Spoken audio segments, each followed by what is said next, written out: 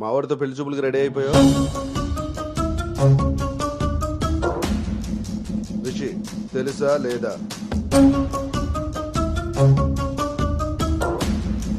ఇక్కడ అడుగుతుంటే ఆడం చూస్తావేంటి? మావయ్య అది నువ్వు నార్మల్, నీకు తెలీదు. రిషి తెలుసా లేదా? రాజా ఈ రోజు మన దగ్గర మావయ్య ఒకసారి ఏయ్, చెప్పి నువ్వు నార్మల్, ఇంకోసారి మాట్లాడావంటే నేను వెళ్ళిపోతా. సార్ ఏం జరిగిందండి? ఏయ్, నువ్వు ఉండవయ్యా. నీకు తెలుసా లేదా? నిన్నే అడుగుతున్నా.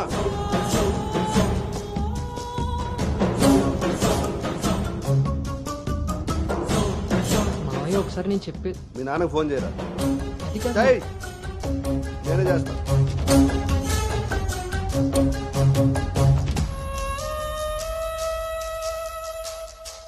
ఇక్కడ ఏదో పులిహోర అయినట్టుంది. వీళ్ళిద్దరికి తలంబరాలు వేయించడం కంటే నేను వెళ్ళి తాలింపు వేసుకోవడం బెటర్లా ఉంది. చె తినమ్మ జీవితం మొత్తం రివర్స్ అయిపోయింది. అదేం నోటితో వాగిందో అదే జరిగింది. అమ్మాయికి అబ్బాయిని పరిచయం చేసావా? నేను వీళ్ళకి మనవాడిని మాత్రమే పరిచయం చేశాను, కానీ వీళ్ళు వాళ్ళకున్న చాలా కొత్త యాంగిల్ చూపించారు బావా. మీరు మంచోళ్ళు కాబట్టి ఆ రోజు పెళ్లి చూపుల్లో కళ్ళు తిరిగి పడిపోతే ఒంట్లో బాగోలేక పడిపోయింది అనుకున్నారు. ఒళ్ళు కొవ్వెక్కి కొట్టుకుని పడిపోయిందని తెలుసుకోలేకపోయారు. ఊళ్ళో పెట్టాల్సిన పెళ్లి చూపులు గుట్టు చప్పుడు కాకుండా ఇక్కడెందుకు పెట్టారో తెలుసా బావా? నలుగురికి తెలిసేలా అక్కడ పెడితే ఈవిడి గారి బాగోతం మనకెక్కడ తెలుస్తుందో అని జాగ్రత్తగా ప్లాన్ చేసి మీకు సంబంధం లేని ఒకటి మీకు మనవని చేద్దామని చూస్తున్నారు. అంతే బావా. అలాగే అలాగే మావయ్య అది మా కాదు. బావ ఈ సంబంధం క్యాన్సిల్ అని చెప్పాడు. మావయ్య నేను చెప్పేది ఒకసారి. మూసుకుని రారా. వీళ్ళది ఒక ఫ్యామిలీ, మళ్ళీ వీళ్ళకి సంబంధాలు.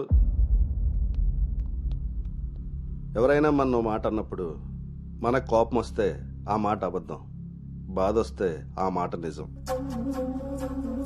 మీరేం ఫీల్ అవుతున్నారో ఆలోచిస్తే మీకే అర్థం అవుతుంది నేను అన్న మాటలు అబద్ధాలా నిజాలా అని.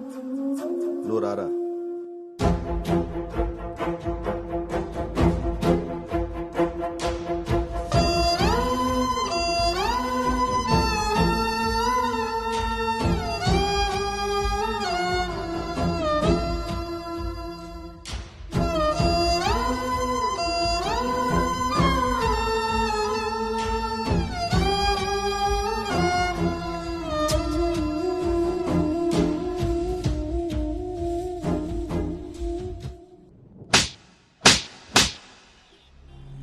అను ఇట్స్ ఓవర్.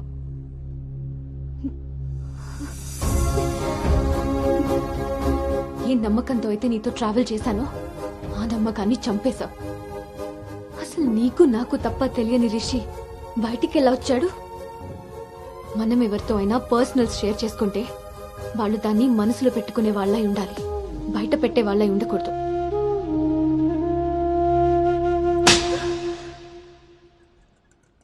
అసలు ఏంటి నీ ప్రాబ్లం? నువ్వే. నీ మాటలే నాకు ప్రాబ్లం, నీ నవ్వే నాకు ప్రాబ్లం. తేజు నువ్వు నా ఫ్రెండ్ అంతే. ఫ్రెండా? నీకో విషయం తెలుసా గౌతమ్, నీతో ఫ్రెండ్షిప్ చేశాకనే నేను లవ్ చేయలేదు, నిన్ను లవ్ చేశాకే ఫ్రెండ్షిప్ చేశాను. నేను నిన్ను లవ్ చేస్తున్నానని నీకు తెలిసి కూడా నువ్వు నన్ను లైట్ తీసుకున్నావు. అయినా నేను మాత్రం సీరియస్గా ఫాలో అయ్యాను, సిన్సియర్గా లవ్ చేశాను. ఎంతలా అంటే నువ్వు పల్లవితో రిలేషన్షిప్లో ఉన్నా కూడా నువ్వే కావాలి అనుకునేంత. నువ్వు పల్లవితో స్పెండ్ చేసిన ప్రతి మూమెంట్ నాకు చెప్తుంటే పెయిన్ ఫీల్ అవుతూ కూడా దాన్ని తట్టుకోగలిగానేమో, కానీ నీ పైన ప్రేమను చంపుకోలేకపోయాను. ఇంకా ఇలా ఎన్ని రోజులు గౌతమ్? నా వల్ల కాలేదు. మా పేరెంట్స్ ఊరు నుండి రాగానే మీ పేరెంట్స్తో ప్రపోజల్ పెట్టిద్దామని మీ అంకుల్ నెంబర్ తీసుకున్నాను. కానీ నేను నిన్ను నోవోటల్ దగ్గర డ్రాప్ చేసి వస్తుండగా వేరే దారి కనిపించలేదు. నీ లవ్ కోసం నువ్వెంత సఫర్ అయ్యావో నా లవ్ కోసం నేను అంతే సఫర్ అయ్యాను.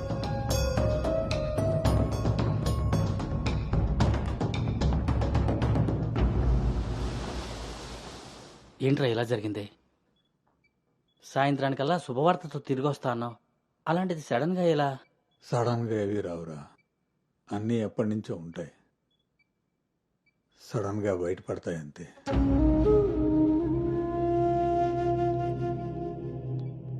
ఇప్పుడు ఎలా ఉందండి సార్? మీరు కొంచెం బయట వెయిట్ చేస్తారా? బీపీ కొంచెం అబ్నార్మల్గా ఉంది. మీరు ఏదో విషయం మీద స్ట్రగుల్ అవుతున్నారు. అలాంటివి ఏమైనా ఉంటే ఫ్యామిలీ మెంబర్స్తో షేర్ చేసుకోండి, కొంచెం రిలీఫ్ అవుతారు. ఈయనకి రెస్ట్ కన్నా రిలీఫ్ ఎక్కువ అవసరం. Take care.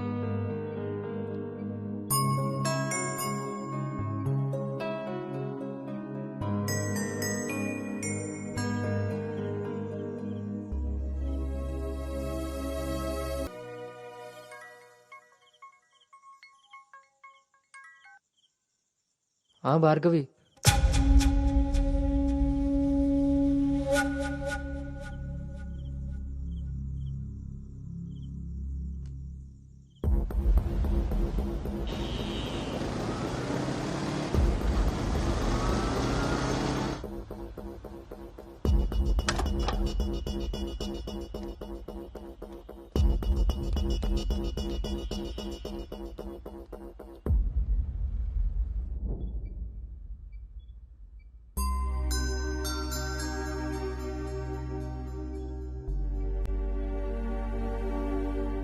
తప్పు జరిగిపోయింది అంకుల్. నిజం తెలుసుకోకుండా మాట్లాడి మా మావయ్య తప్పు చేశారు. నిజం తెలిసి మాట్లాడకుండా నేను తప్పు చేశాను. మీ కుటుంబం గురించి తెలిసి కూడా నిర్ణయం తీసుకొని మా నాన్న తప్పు చేశారు. ఆ రోజు మా మావయ్య చెప్పిన రిషి ఎవరో కాదు అంకుల్, ఇప్పుడు మీ ముందు నిలబడ్డ గౌతమే. లైఫ్ చాలా విచిత్రమైంది అంకుల్. తప్పు చేసే టైంకి మంచి ఎలా ఉంటుందో తెలియనివ్వదు. అది తెలిసే టైంకి చేసిన తప్పు నుంచి మనల్ని బయటికి రానివ్వదు. నేను ఇప్పుడు అదే పరిస్థితిలో ఉన్నాను.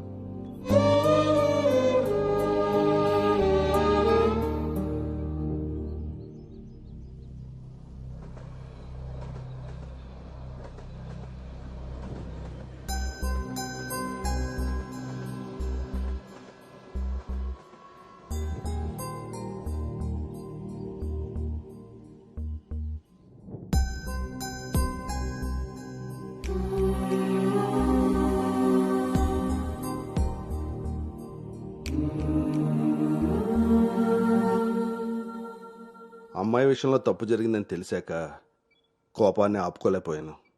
మీ విషయంలో తప్పు చేశానని తెలిసాక మీ ముందు తలెత్తుకోలేక నిలబడ్డాను.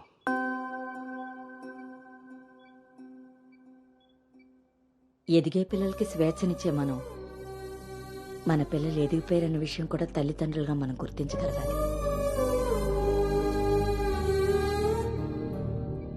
అయినా పెంపకం అంటే పిల్లలకి ఏమీ తెలియకుండా పెంచడం కాదు, వాళ్ళకన్నీ తెలియాలి. అందులో ఏది మంచో ఏది చెడో మనమే తెలియపరచాలి. పిల్లల విషయంలో తప్పు మన పెంపకం అయితే పొరపాటు వాళ్ళ ప్రయాణం.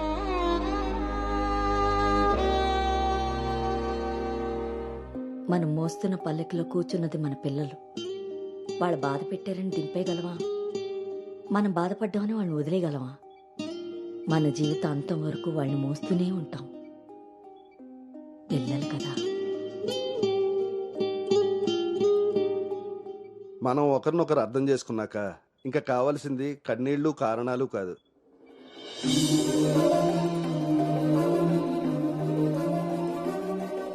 నాకు ఈ పెళ్ళొద్దు నాన్న.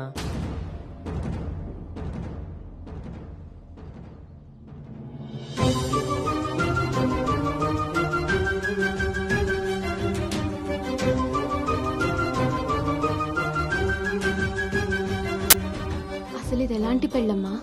పెద్దలు కుదిర్చి పిల్లల ఇష్టంతో జరుగుతున్న పెళ్ళ, లేక పిల్లలే ఇష్టపడి పెద్దల్ని ఒప్పించి చేసుకుంటున్న పెళ్ళ?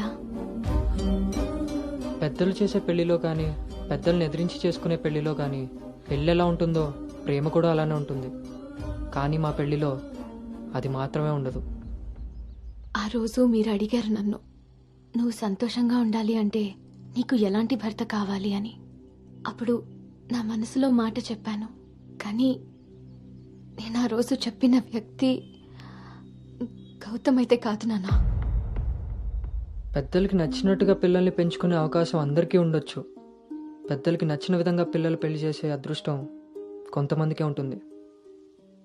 కానీ మేం చేసిన ఈ పొరపాటు కనీసం మిమ్మల్ని కొంతమందిలో కూడా ఉండనివ్వలేదు. ఆ రోజు పెళ్లి చూపుల్లో ఒకరికొకరు ఎదురుపడలేకపోయినా మేము ఈరోజు ఒకరితో ఒకరు జీవితాన్ని ఎలా పంచుకోగలమమ్మా? ఇదంతా విన్న తర్వాత కూడా మీరు ఈ పెళ్లి చేయాలనుకుంటే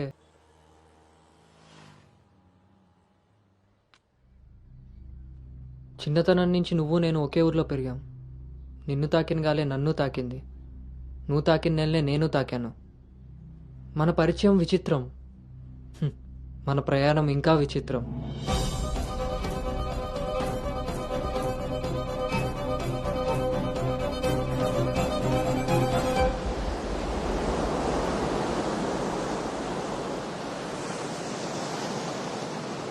నీకు తెలియని విషయం ఏంటంటే మన పెళ్లి చూపులప్పుడు నేను నిన్ను చూశాను. ఎవరితో అయితే అలాంటి రిలేషన్లో ఉన్నానో తననే పెళ్లి చేసుకోబోతున్నానని టెన్షన్తో పారిపోయాను. తర్వాత మళ్ళీ కలవకూడదు, కనీసం ఎదురుపడకూడదు అనుకున్నాను. కానీ మన మనసులు మనల్ని కలపకపోయినా పరిస్థితులు మనం మళ్ళీ ఎదురుపడేలా చేశాయి. మనం కలిసిన ఈ కొన్ని రోజులే నా మనసులో ఉన్న ఫీలింగ్స్ని నేను అర్థం చేసుకునేలా చేశాయి.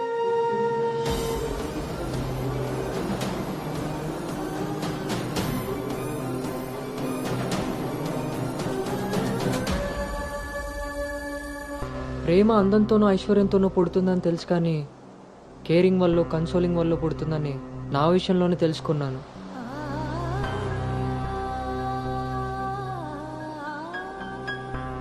అసలు నీకు నాకున్న సంబంధం ఏంటి? ఎప్పుడు కలుద్దాం, ఎక్కడ కలుద్దాం? మరి అలాంటప్పుడు నీ స్ట్రగుల్ని నేనెందుకు ఫీల్ అవ్వాలి? ప్రతి క్షణం దాన్ని గుర్తు చేసుకుంటూ నేనెందుకు స్ట్రగుల్ అవ్వాలి? ఈ ఫీలింగ్స్ అన్నిటికీ అర్థం ప్రేమ.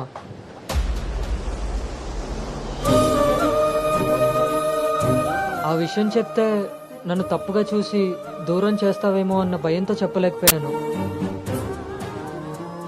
కానీ నువ్వు పెళ్లి చూపులకు ఒప్పుకున్నాక అర్థమైంది అది డౌట్ కాదు, నిజమని. ఎందుకో తెలుసా? నిన్ను చూసుకోవడానికి వచ్చే పెళ్లి కొడుకు నేను కాదని నీకు తెలుసు కాబట్టి. నువ్వు అక్కడ పెళ్లి చూపులకు ఒప్పుకున్నావంటే ఇక్కడ నన్ను లవ్ చేయట్లేదనే కదా. మరి నేనెందుకు ఒప్పుకున్నానో తెలుసా? నన్ను చూస్తే నువ్వు ఎలాగో నచ్చలేదని చెప్తావు. ఆ మాట విని నా మనసు బాధపడుతుందని తెలిసినా మా నాన్న మాట కాదనకుండా వచ్చినందుకు కనీసం ఆయనైనా సంతోషపడతారని వస్తానన్నాను. నేను పల్లవిని దాటి అనుని చేరడానికి చాలా ప్రయత్నించాను, కానీ చివరికి రిషిగానే మిగిలిపోయాను. అలానే నా మనసులో మాట ఎవరికి చెప్పకుండా ఉండలేను. అను నీతో కలిసి తిరగడానికి పరిచయం సరిపోయిందేమో కానీ నా ప్రేమని చెప్పడానికి ధైర్యం సరిపోలేదు. నేను నిన్ను ప్రేమిస్తున్నాను అని గట్టిగా చెప్పాలనిపించింది, కానీ అప్పుడు ఎలా చెప్పాలో తెలియలేదు. ఇప్పుడు ఏం చేయాలో అర్థం కావట్లేదు. అందుకే నా అనుకు ఏదైతే చెప్పాలనుకున్నానో దాన్ని తన సోల్మేట్ అయిన నీకు చెప్పుకుంటే కనీసం రిలీఫ్ అయినా దొరుకుతుందని చెప్తున్నాను.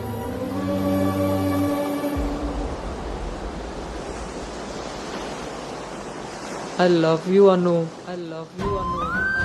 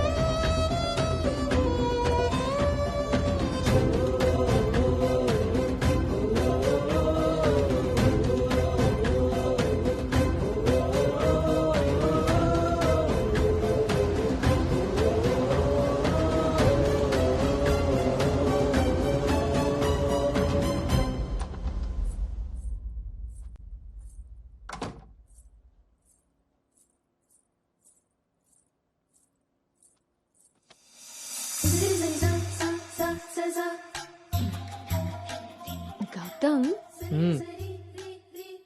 నేనొకటి అడగనా? ఇప్పుడే కదా అయింది మళ్ళీనా?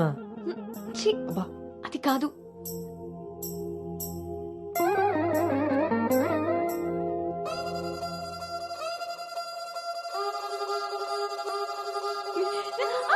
ఏ జాగ్రత్త.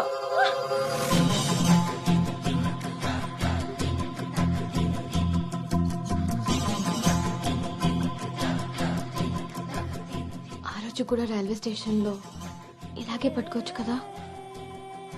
ముద్దెందుకు పెట్టేశా?